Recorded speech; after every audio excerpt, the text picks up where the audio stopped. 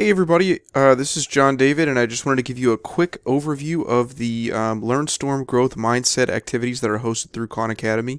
I chose these for the reflect element of R2D2 because literally there's nothing really more reflective than a metacognitive activity, and especially one like growth mindset. Really quick overview of that is just that it's a theory that sort of was promulgated by an academic named Carol Dweck at Stanford University, and she basically quantified this idea that having a focus on a process rather than an outcome, making sure that students focus on the fact that they learned something rather than whether they got it right or wrong, is ultimately more productive and creates better learning outcomes for students.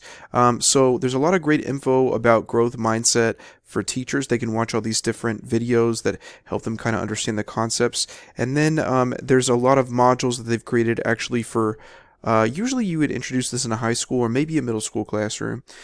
So what's really great is that they follow this really standardized format. You've got the connect section where they give you sort of just an overview of signpost of what to expect. Then they have the learn section where you can watch a few videos and read a little bit of content that tells you more about sort of what the main topic is. And then finally we have the reflect section where they give you a sort of challenge to take a moment and then figure out exactly what they said and how it might apply to your life.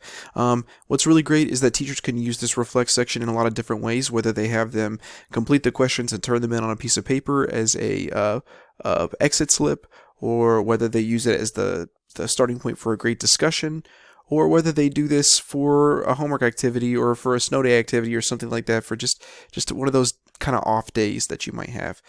So I really would recommend these sorts of activities for those half days, weird days, pep rallies, off days, those sorts of things.